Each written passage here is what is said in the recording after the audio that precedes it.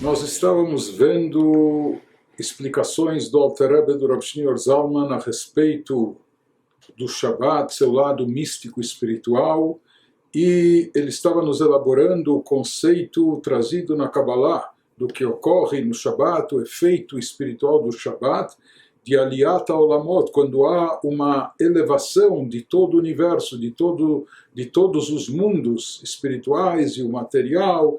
Tudo tem uma elevação no dia do Shabbat. Uma elevação significa uma aproximação com a fonte divina, uma conexão mais profunda com a divindade.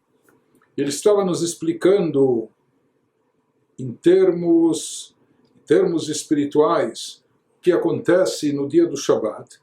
Ele nos trouxe um paralelo com o conceito de Aliyat Neshama, assim como a nossa alma também tem uma ascensão, e se explicou em ambos os casos que aqui não significa que a alma ou os mundos se desprendem da sua posição original, saem da sua condição natural, subindo, se elevando para um outro nível e se afastando do ponto de partida inferior onde se encontravam. Ele falou não, que a ideia é tanto no caso da alma, quando a alma tem a sua elevação, a alma continua mantendo as suas características aqui como alma incorporada, uma alma dentro de um corpo físico no mundo terrestre, e dentro dessas características ela consegue, ou apesar dessas características ela consegue se elevar, e nisso consiste a verdadeira elevação, que mesmo estando aqui no plano inferior, mesmo estando incorporada num corpo de carne e osso, a alma mesmo assim consegue uma elevação espiritual.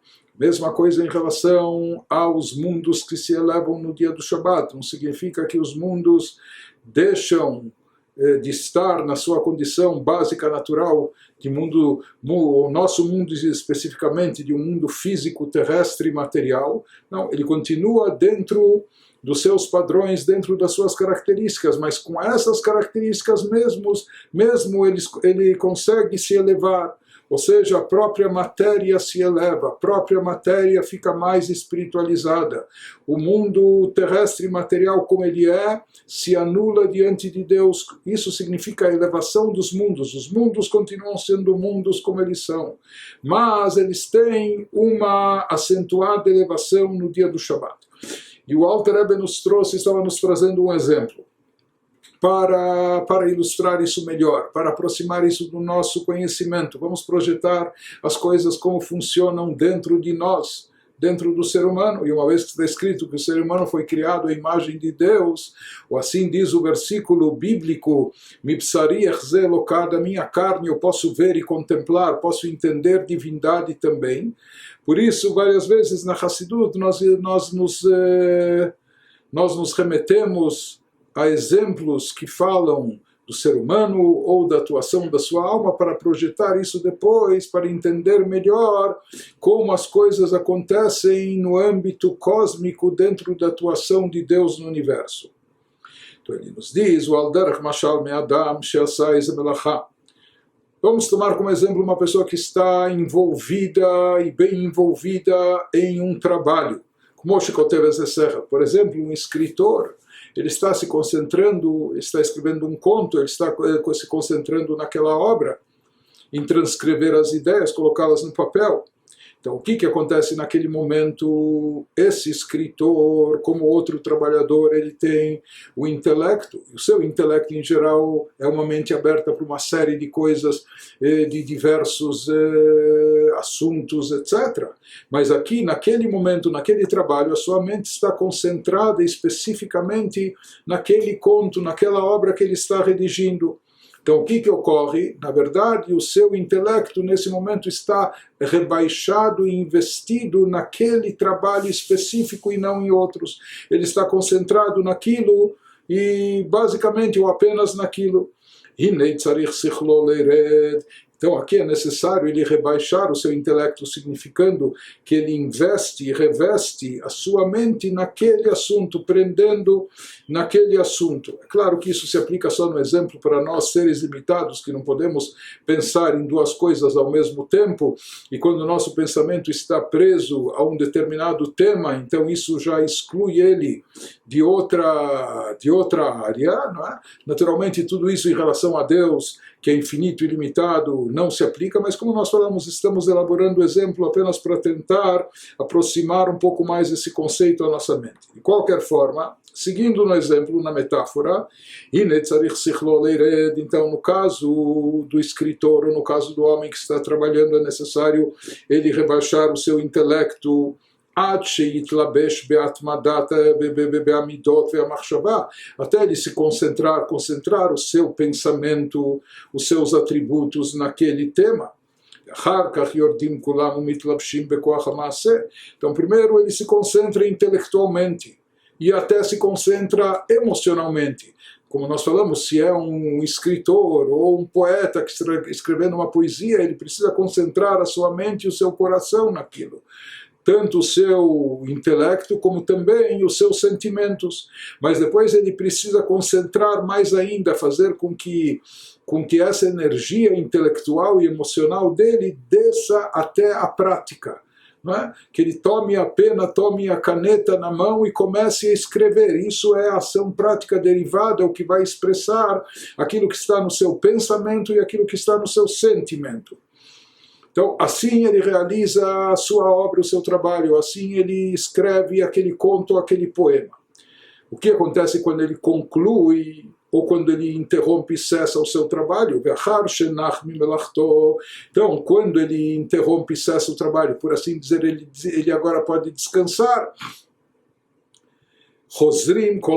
Então, o que acontece? Todos os poderes intelectuais e emocionais dele, que até então estavam concentrados ou foram investidos e rebaixados especificamente naquela ideia.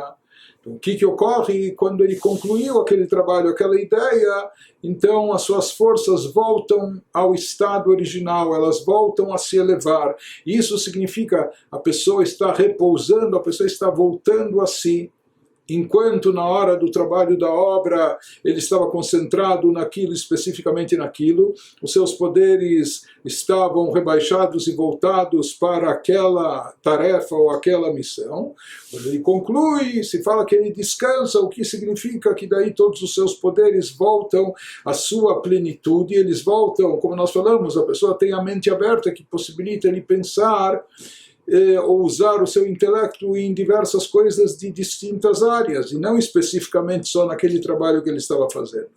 Portanto, quando ele conclui e descansa do seu trabalho, voltam todos os poderes da sua alma a se elevar à sua fonte, e eles voltam a estar envolvidos, englobados, absorvidos, as forças, poderes intelectuais no seu próprio intelecto e na própria essência da alma. Então, quando nós falamos, isso tudo é para ilustrar, para servir como exemplo do conceito, por que a Torá utiliza em relação a Deus, depois dos 6 dias da criação, chegando o 7º dia, o Shabat, então se fala que Deus repousou, descansou no Shabat, como nós já cansamos de enfatizar, que Deus não se cansa, ele não se fatigou com a obra não exigiu dele nem esforço, nem empenho, e é claro que ele não se cansou, nem se desgastou. Mas então por que a Torá utiliza essa metáfora, aplicando até em relação ao Criador? Inclusive até de fato existe um midrash interessante, isso em parênteses, que diz, se até mesmo Deus que é onipotente e todo-poderoso não se cansa, não se fatiga, etc., ele permitiu que se escrevesse na Torá sobre ele que chegou o 7º dia e ele descansou, repousou, quanto mais nós, criaturas finitas e limitadas, criaturas mortais de carne e osso. seres humanos limitados, que a gente sim se cansa. Então não há dúvida que para nós é vital, é essencial o dia do Shabat como dia de descanso, repouso físico, mental, emocional, etc., em todos os aspectos. Mas de qualquer maneira ele nos diz aqui que o teor do exemplo, baseado no que nós ilustramos, como uma pessoa aqui que está realizando o seu trabalho. Então, quando ele termina, conclui ou repousa, se abstém do trabalho, é como se ele diz, agora eu voltei a mim mesmo, porque até agora eu estava concentrado especificamente nisso, e agora ele volta a si em toda a sua plenitude. Né? O motivo disso é que nós, seres humanos, que sim nos cansamos, por que nos cansamos? Porque na hora da realização do trabalho nós nos concentramos em todos os aspectos, como nós falamos, pode ser não só no prático, mas também no intelectual e às vezes até no emocional, naquilo que nós estamos fazendo. A pessoa entra com tudo naquilo, a pessoa rebaixa e investe todos os seus poderes naquela tarefa específica que está então realizando. Quando ele se desliga dessa tarefa, ao tê-la concluído, ou ao ter terminado, ou simplesmente pausou, interrompeu, então nesse instante a pessoa muda o seu status, o seu modo, o seu estado.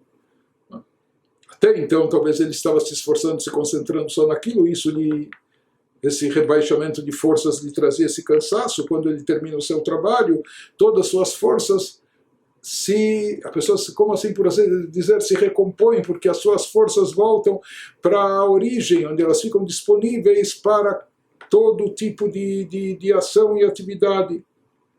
Isso é chamado, esse é o conceito do descanso, entre aspas, quando a pessoa volta a si, sem estar rebaixando, forçando, né, seus atributos, seus poderes, suas forças apenas para algo específico. Então nós vimos a ilustração, o exemplo que ele nos trouxe, da pessoa que concentrou seu intelecto, suas emoções, etc. Benimtza, o que a gente conclui disso, she'asiyat melacha goremet liridat ve'ashpalot hakochot lemata, para entender o motivo dessa metáfora, exemplo que a Torá utiliza do descanso divino, que nós vemos que no caso de um ser humano, da criatura, a feitura, a realização de um trabalho significa um rebaixamento, investimento das suas forças, dos seus poderes em algo limitado e específico. Geder menuchahu, e o que seria, como se enquadraria ou como se definiria o conceito então de repouso, descanso, quando as forças da pessoa, as forças intelectuais, os poderes emocionais, ou os poderes práticos, voltam à sua origem, depois de terem sido rebaixados, investidos ou concentrados em algo específico. Vamos ver o significado exemplificado por trás disso que ele quer nos trazer. Da mesma forma, em relação ao Gênesis, está escrito: 6 dias fez Deus os céus e a terra. O que isso representa?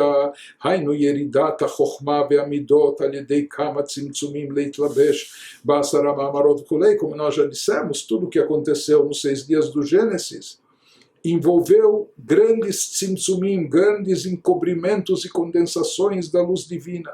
Porque se a luz divina permanecesse brilhando em todo o seu esplendor, nem haveria espaço para criaturas. As criaturas estariam completamente anuladas diante de Deus, então se veria apenas o Criador, as criaturas nem se enxergariam, elas nem sentiriam, não haveria espaço para elas viverem de forma autônoma. Então, como não era esse o molde de mundos que Deus desejava, e sim Ele queria um mundo como o nosso, que coubesse a nós retificar a escuridão espiritual, complementar aquilo que está faltando. Por isso, durante todo o capítulo da criação, 32 vezes está mencionado o nome de Deus apenas na forma de Elohim, que é o nome que indica severidade, contenção, condensação, ocultamento. É o nome que está relacionado com Tzimtzum.